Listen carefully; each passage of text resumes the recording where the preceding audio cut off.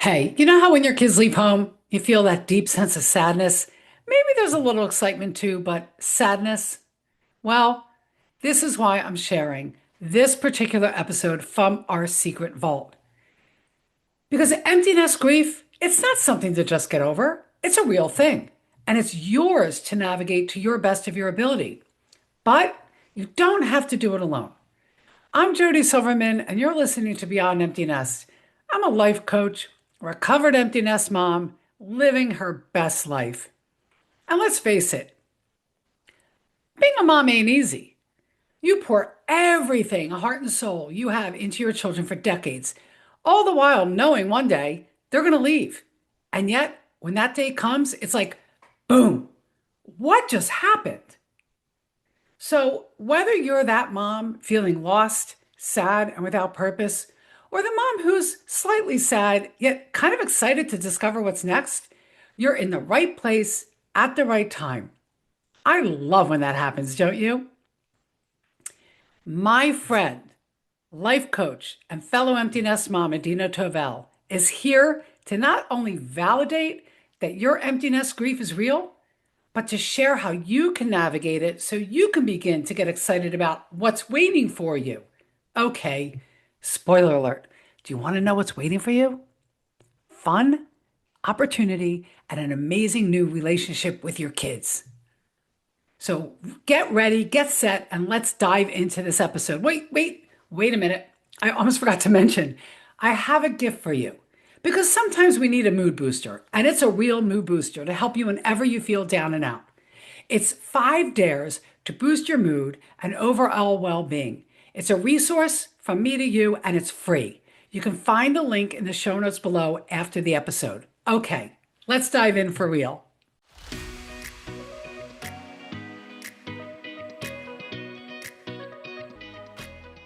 So who I am as mom is I have two daughters.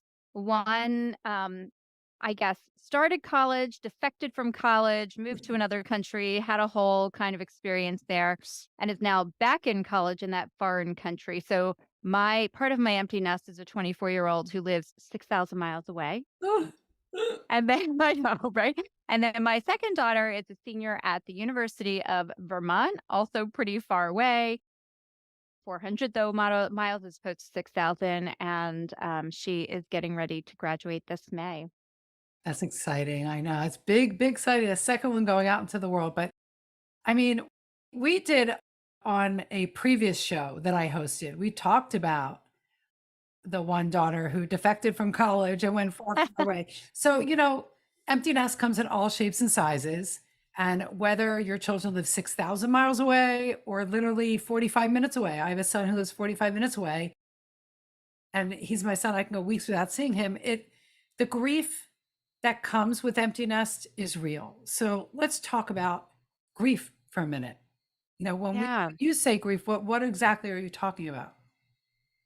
Well, it's really interesting, Jody, because you and I were sharing something prior to the recording as to when empty nest sort of hit you, and it didn't hit you the moment your kids left to go to college, and it didn't hit me either the moment they left for college. And one of the reasons I wanted to do this episode on grief is that it actually took a long time for me to, I think, experience the empty nest grief. And there was a whole bunch of things that I think were the catalyst. And then it took me a while to realize that what I was experiencing was a tremendous amount of grief. And grief isn't something we talk about a lot unless somebody has died. Right. We think of grief as associated with death, but grief is actually is an emotion that has a much broader spectrum of places where it applies in our life and where it shows up. But if we don't know it's grief, we kind of go around thinking, am I crazy? Am I just overly sad? We do all of these crazy things to ourselves because we don't actually name it as grief. And so I wanted to talk about what grief is, and then maybe people can see like, "Oh, that sounds a little bit like me and what I might be experiencing that might be looking like a variety of other things." And so, one piece of grief is, of course, this sense of loss. When somebody passes away, of course, that feels really literal and clear. This person that we loved or this animal that we loved is no longer in our life.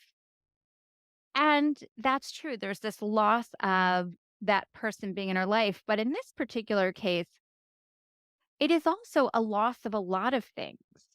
It might be a loss of routine. It might be a loss of what I did my first hour in the morning. It might be a loss of how I built my calendar because there was always a school structure to be following. Right? There's also can be a sense of a loss of control. I had my whole life organized. I knew what I did. I knew what I was doing. And now everything feels kind of out of control. I don't know what to do with my time or how to organize it. And I just want to say, it's sort of regardless of whether you work or regardless if you volunteer or other things. I mean, I work full time, I do all these things. And I was just amazed at how the grief of suddenly this loss of direction and kind of an organizing structure of my life just came up and hit me. So, this grief is this loss of something precious. And I want to just let us all think that it's more than death. Oh, absolutely. I'm happy you started off with that. And it I love everything you said because what resonated with me is the loss of the physical presence, the loss of motion in the house, the loss of movement in my house from the kids, but it's also, when I lost my dog, who was the last to leave the nest. But the loss is different than a death, but Yeah. a loss nonetheless. So for me, yeah, it's that loss of the noise and the movement in my physical space that really I felt the most. So yeah, I think that definition of how you just brought grief into the loss is going to resonate with another. So, well, I mean that really leads to the why there's grief associated with empty nest, right? We have Yeah. these beings that live with us 24/7, and then boom, they're no longer there. Yeah. And, it is. So I think why do we have this grief and emptiness, right? These changes to things. And I can think of things that, okay, the snuggle moments on the couch. Okay, there's no snuggle moments on the couch anymore. Or maybe it was even the arguments you have. It's amazing how you can feel like you missed the arguments that came up, but it was a way of engaging.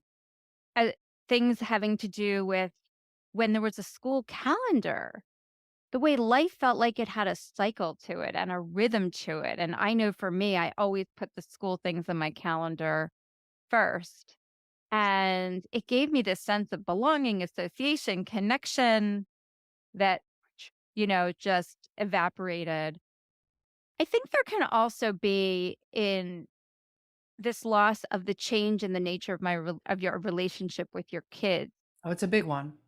And Jody, you talked about this a lot. You've talked about it on podcasts, you've talked about it on Facebook, you've talked about it that we really do need to actively consider what is the relationship we're going to have with our kids now, because when we try to have the same relationship we've always had with them when Mhm. they're, let's say, in college or off, moved away, worked, whatever it is, we're only going to suffer more Mhm. because their lives are changing and progressing to another place. And so if we don't get with the program and consciously ask ourselves, what is going to be the nature of our relationship now? And what do I need to do to grow that? Then that loss and that suffering is just going to keep sticking around. And it is going to negatively impact Yeah. your relationship. It's the acceptance that your role as mom has shifted and changed, and yet you're always their mom, right? We're always That's what I talk about. But yet the interaction is different. The level of letting them go and making decisions on their own and respecting the space is there. I just have to go back to one thing you said because I have to share this one thing. Because when you said the loss, for me, when my son was the last to leave, I had 2 and he was the youngest. You know what I missed the most? Walking into my house on a Friday and seeing 6 pairs of dirty, disgusting, smelly, stinking sneakers sitting right there in my kitchen, knowing they were all in the basement, hanging out, playing pool, and having pizza that night. So I just had to share that memory because I still walk in sometimes. I'm like, oh, it'd be nice to see those dirty, smelly, stinky sneakers right now. So, Yeah, that I mean, it's great. And there's two other things I just want to say about, why it shows up. And one of them is we've incorporated in here, but it took me a long time to realize how much of my identity yeah. was wrapped up in who I had been as the mother to my first young children and then teenage children. And again, because I had a whole work identity and I had other identities outside, it it took a while for it to hit me that there is a whole chunk of my identity that was tied up there and to really look at the nuances. And so, that was so powerful and hit me in the face. The other one that I think really and it's amazing because I loved being a mother. I even feel really good about who I was as a mother, but the other thing that crept in, and I'm sure it creeps in for others, is as soon as they're not there anymore, there's this moment to say, "Any regrets or any missed opportunities?" And don't we do that well to ourselves? And some of it is not beating up on self. Some of it is beating up on ourselves, right? We'll find any Yeah. fault that we had. Some of it is just this amazing thing that happens in the intersection of midlife that now I've become so wise just at the moment that I don't have the opportunity to act on that wisdom in this particular way. Yeah. And for me, like that was how it was showed up like, oh, I finally get to what feels like the wisest moment in my life so far and I missed the opportunity to bring some of the amazing discoveries I feel like I've made or things I've learned to that piece. And so that was a loss too. Yeah, but don't you also agree? And you remind me, I interviewed somebody years ago on a different show that I hosted, and she called it the wise woman rising as a midlife woman. And yet though, yes, we can tend to think of it that way, like, oh, I know this now. I wish I could have known it then. But that's where we get to shift and bring that into the more adult relationship with our children. We Because do. And I yeah, want to give, but I yeah, give myself permission and I want to yeah. give anybody who's Oh listening yeah. permission to say it's okay to feel that. Like, yes. And now I make the shift and how do I bring it into my relationship now? Absolutely. But I don't think there's this, idiom out there that I guess is probably popular among grandparents, but I realize myself thinking it already now too, is youth is wasted on the young, right? Yeah. We've all heard that one. Right, because by the time you figure out that nobody really is thinking that much about you, and by the time you figure out what your relationship to time is, or like all these things, by the time you figure those things out, that piece of your life has passed. And yes, Yeah. you apply it to the now. But I still think, like, there's permission to feel it, even as we then say, "Okay, now let me take it and take all that I learned and all that I know and all that I am now into the future relationship." Absolutely, you have to feel the feels. I think a lot of people don't because of a number of reasons, but they're scared that you'll be so consumed with the grief that you Yeah. won't come out of it. But you have to give yourself permission, and you're allowed. It's not about like you said, it's not about beating yourself up. It's about, okay, I'm feeling this, and okay, so I wonder why it's popping up right now, and why am I feeling this way? And okay, that's how understanding the grief, understanding the feeling and the emotion behind it. But and grief can show up in a lot of different ways. Oh my gosh, I made a whole list, Jody, right? Because I think there are so many different ways it shows up, and it's partly dependent on our personality, also dependent upon the time of day or which week or month or year, right? So I've made a list, right? So grief can feel like loneliness. And loneliness doesn't mean have anything to do with how many people are in the room with you. It has to do with like this feeling of aloneness. And so it can feel like aloneness or loneliness. It can feel like disorientation, like I don't quite know where I belong or fit or how I connect in anymore. You've talked a lot about it can feel like a loss of sense of purpose, right? There can be, and look, it coincides with midlife for many people, right? Not everybody, but for many people, it coincides with midlife, which all in all can bring this level of dissatisfaction with my life. Like, where am I and have I lived the life I wanted to live? And my life is less vibrant now. And I'm young enough, I'm still going to live a long time, but all those things. So a general sense of dissatisfaction can show up as longing. I mean, just I will like here self-disclose last night. There was something going on and it was just incredibly emotional and draining. Nothing to do with my kids, but I sat down and watched an episode of Gilmore Girls because I Oh, was just like this like longing for just those moments of the comfort thing, being on the couch, snuggling up to my kids with watching Gilmore Girls. And I just was trying to recreate that because I had so much longing for the kind of comfort that would bring. so I have to tell you, I have to do a shout out to the audience. If you are listening to this and Gilmore Girls is the show as a mom that you love to watch because you have daughters, you have got to drop a comment. Go and leave us a comment about that because that was a big thing for me and my daughter at a certain time in her life where we literally binge watched all, I think it was like all 7 seasons in a row. So I get that. So even though you were feeling this overwhelming whatever emotions around whatever it was going on, had nothing to do with your children, you were driven to tap into that feeling as a mom with your daughters again. That's interesting. Yeah. Like Like, that. I was just longing for that comfort and just everything all the feeling of that and said, "Alright, I'm putting in my AirPods and I'm sitting and watching Gilmore Girls," right? So, Yeah. I think it can also show up as frustration, like, sometimes we just feel like we're frustrated with everybody. We're frustrated with our kids, our spouse, our friends, our partner, ourselves, whatever, and we don't know why, because grief can show up just like an overall sense of frustration. Yeah. Something is just off, right? Sometimes it can show up feeling a little numb and disengaged, like, I don't feel like doing anything. Never thought about grief. I never thought about grief the other way as a frustration. Yeah, because I think if frustrate grief is so overwhelming, and especially if we don't sit a lot with our emotions, which most of us don't.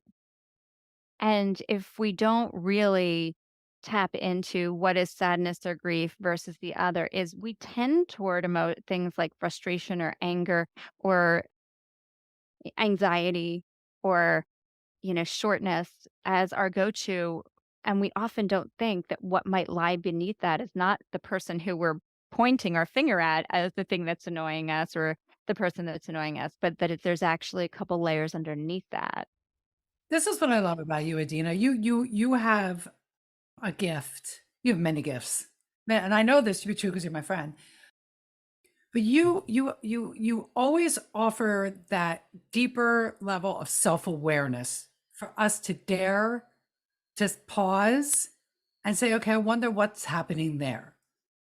Mm. I wonder what this feeling of frustration is, or what this feeling is. Oh, it's frustration. I wonder what that's about. Is it really about XYZ? And that's what I love and learned from you is to really get curious about what is that so that you can become more self-aware of how you are, navigating through the grief and loss of empty nest or whatever life is throwing at you. And I just need to say that because that's what you're telling us to do. That's what you're sharing with us, that it's getting aware that your initial feeling and emotion might have nothing to do with that situation and yet everything to do with grief and loss.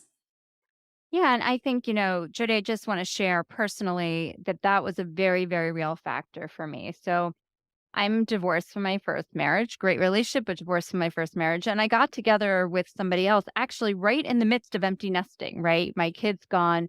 I get together with somebody else. And we went through a pretty rocky period where I almost pulled out of the relationship completely because something felt so off.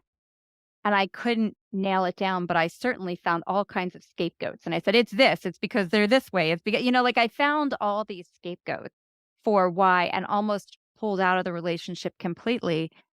And what I ultimately ended up realizing is the grief at the loss of sense of family in the way that I had known it was just so devastating. And the two of us together without kids around could not recreate that same sense of family. And so all of this pointing fingers and all of this, blaming it on the relationship really wasn't about the relationship. It's because deep at heart, I was so longing and desperate for this sense of family. that just wasn't going to be part in that way of this relationship. And so I wasn't seeing the relationship clearly because I was so distraught in my own sense of grief of that loss of the way family life had been for me. And yeah, I remember you sharing that with me and with your daughters being far away and yeah, Yeah. it can hit at any time. It doesn't have to be immediate. So, all right, we now know what grief is. We now know why it's associated and and how it can creep up and how it can show up. And I love that you're bringing this whole let's question our emotions and how we're feeling. Feel them, but then get curious about, not even question, get curious.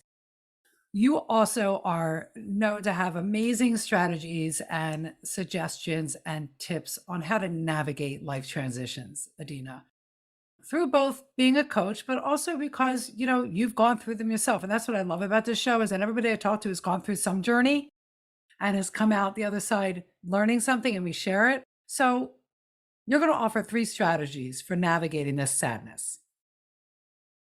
I am going to offer 3 strategies. I'm also going to begin with a little shout out because it's really interesting. I'm been doing a lot of reading. I've been doing some additional Brene Brown binge reading recently, a few other books too. But one of the book I hadn't read yet, so I've just been diving into is Atlas of the Heart, her most recent release. And Atlas of the Heart, the same way an atlas of the world kind of shows maps in different places, is she's really gone about and tried to map out the heart space of humans. And when she begins with the statistics, when you interview people and you ask them about emotions, the average person can literally name about 6 to 9 emotions at most. And yet, when you go into the research, and I'm going to get this a little wrong, but the number is probably somewhere between 40 to 50 Oh, different emotions.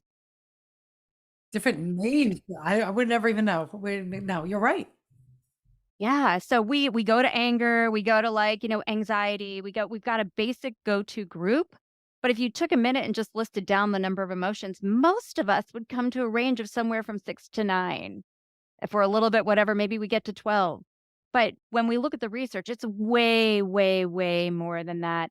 And that's why we can get so thrown off when we're feeling things and why it's so easy and we want to just go and blame somebody, something or whatever, because we don't even understand. We don't even have a way to name it.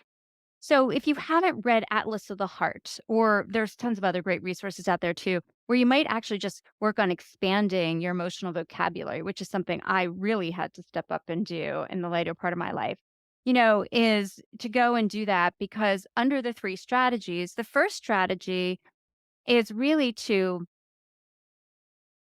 be in the thing, sit with it, right? Allow yourself to feel. And I know, Jody, people sometimes they fear, I mean, terror. I don't mean just afraid, but a terror of sitting with emotion because the prevailing belief is I'm going to get consumed and I won't be able to get out of it.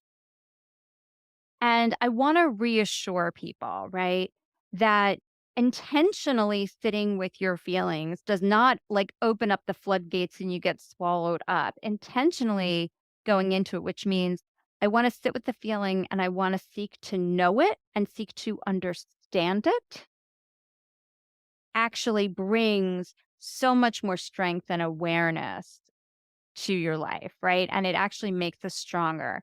So allow yourself to be in it without so much fear. And once you realize, oh, I can sit in something and whatever, and I'm not going to just get consumed and be stuck here forever, then, you begin to get more resilient and better practiced at it. So you get in it and you share it, which is what your community is for. I'm feeling this. Try to recognize how is it showing up for me? Okay, I'm feeling, and how are my feelings showing up? Am I irritable with people? Am I blaming people? Am I saying no to things all the time? What am I doing because I have whatever feeling this is, right? So how's it expressing itself? And can I put a name to it? Maybe I go into Atlas of the Heart and I go to the, listing of emotions, say, which one of Mm, these, because there's so much power in saying, okay, I got it. Once I figured out that it was grief I was feeling, I actually felt way more liberated and yeah. way more empowered to now make healthier choices for myself.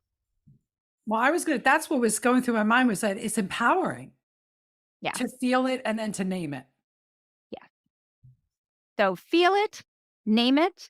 And then once you've felt it, once you've named it, now we do go to that place, Jody, that you really guide people is, we go to what do I want more of? Like, new structures can I put in place so I can evolve and change? So I have to feel it, see how it's showing up, and name it. And now I then create new structures. And so this is where it's like, I'm not gonna get those moments on the couch with my kids in exactly the same way they were.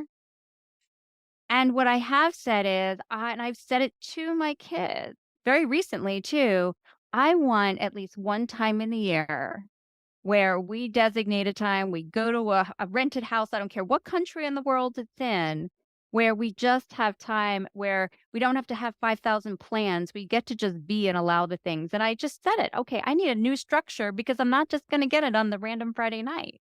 Yep. Oh, I love that. I love that. And so we have to get creative, but this is where as women we're really good.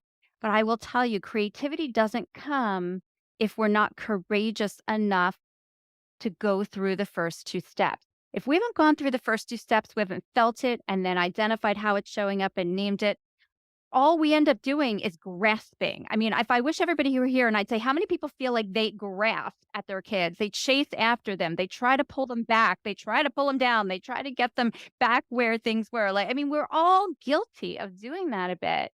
When you go through this process, you now have new tools and you don't have to be grasping and strangling your kids anymore. I love that. And I don't know any mom that hasn't grasped. So everybody's done it at least once, if not multiple times. Hello, me. Yep. But all right, those Guilty. are great. I love that strategy. It's a system. It's a system. Sit and feel it. Get curious about how it's showing up, and be honest about how it's showing without judgment. It's just shit. This is showing you. It's not to beat yourself up, and then create new structures and define what you could do. This. I love how you asked your daughters that once a year, maybe the three of us could just go somewhere and be. I love that. Love that. Thanks, Adina. This was such an important conversation because I think, and I don't think I fully realized it until you came to me and said, Jody, let's have a conversation about grief and what it is all about. And it was at a time where I was in deep grief and loss. And that's a whole nother episode. I had lost my dog after 17 years. That's when I had a whole new emptiness, grief and loss hit me. But that's a conversation for another day. But that's when you said that to me, I'm like, yes. And this was a much needed conversation. Thank you. So, but we're not ending here because there's got to be a dare. There's got to be a dare. Every guest leaves the audience with a dare, and I hope you already know what it is because it's obvious. But all right, Adina, what's the dare for the audience this week? Yeah. So the dare is I'm going to dare you to sit in it, dare you to turn away from all of the ways that you run from emotion and especially the hard emotions. And I'm going to dare you sit. And if it helps to make you feel stronger to do it, order Brene Brown's Atlas of the Heart so that while you are sitting, you can flip through the pages and really do some detective work. What might I be experiencing here? And I'm going to dare you sit with it. Don't run away. And I promise you that we will drop a link to Brene Brown's book in the show notes below for sure. I'm always looking for a good book. So that sounds good. So your dare is to sit in it, sit in the sadness, embrace it, be with it. Adina, thank you so much for coming on to Beyond Emptiness. This is going to be a very well needed, well received message. I'm Jody, everyone. Thanks for listening to one of our most downloaded and listened to episodes from our secret vault. If today's episode made you feel seen, heard, or understood in a new way, don't want to do this chapter alone. I'll be waiting inside to welcome you. Until next week, dare on.